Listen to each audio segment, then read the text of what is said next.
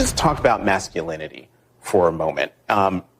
Has being second gentleman changed your own view of perceived gender roles or what it means to be a man?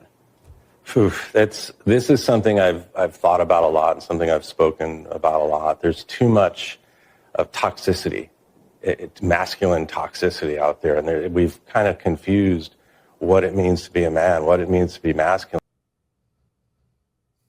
I'm sorry. I didn't mean to laugh over the clip. I'm sorry. It's just the second gentleman thing and the effeminate way the question was even asked. It's just these people make me laugh. Joining me now, Inez Stepman, Senior Policy Analyst, Independent Women's Forum, and more importantly, my friend. Inez, if you and Doug were the last two people on the planet, do you think you could repopulate the Earth with that guy?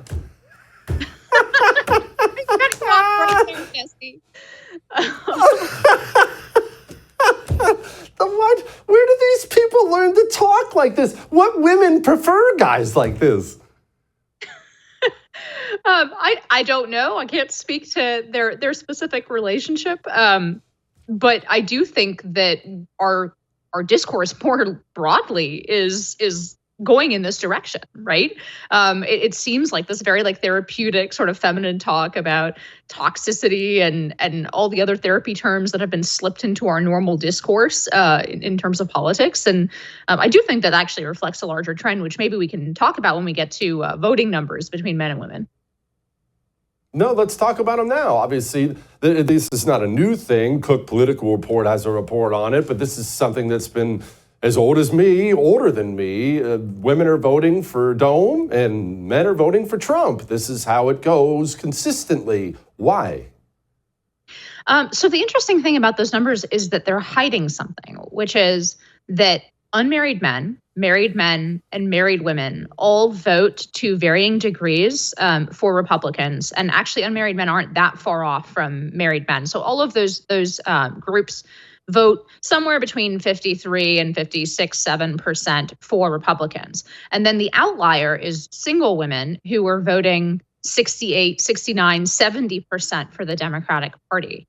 And so we've only seen this gap between male and female voting patterns on the whole really open up in the 80s. It's not a fixed piece of our sort of political landscape. In the 1950s, women voted in larger numbers for Republicans than they did for Democrats. So this isn't a permanent fixture. And actually underlying it is what's happened, if you look at the underlying numbers, is that we simply have a lot more single women who are voting very disproportionately for the Democratic Party. And that's opening up that gap in the overall numbers between men and women. And I think that just doesn't get, it doesn't get broken down like that a lot very often. But what we're actually seeing is a marriage gap, a family formation gap, where men and women, when they do form families, when they get married, and this is obviously talking on the aggregate, there are plenty of exceptions to this, but they tend to see their interests as more aligned politically. Whereas when women in particular are single, they tend to see their interests as oppositional to men's. And that's why we see those numbers pulling apart the way that they do. Yeah, and it's getting worse. We actually talk about that a lot, about how it's a marriage thing and a male thing, and it's the single women who are going nuts. What drives me crazy about that, Inez, is how the two different sides approach that issue. The communists see that, and they understand that single women are ripe for the picking, and so they do everything in their power to keep them single forever. The Republicans, of course, are stupid and cowardly and worthless like they always are, and they look at that and they decide they need to message better to single women. We need to hand out essential oils or something stupid, instead of creating something culturally that encourages marriage, which will, in the end, benefit you. It's the two different approaches that drive me insane about that. Yeah, I would add something even further than what you said, which is the Republican Party isn't going after a demographic that is potentially very interested and trending in their direction, right?